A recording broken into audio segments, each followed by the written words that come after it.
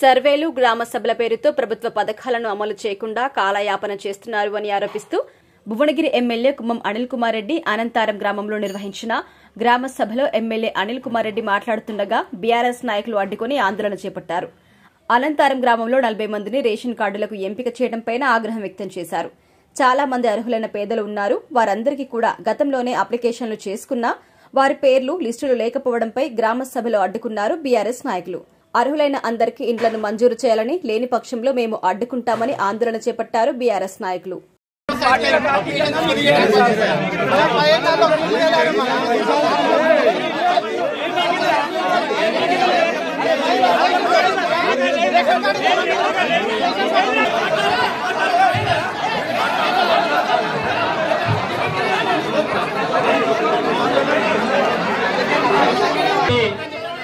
రైతు భరోసా సంబంధించి అర్జీదారుల జాబితా చదవడం జరుగుతుందండి.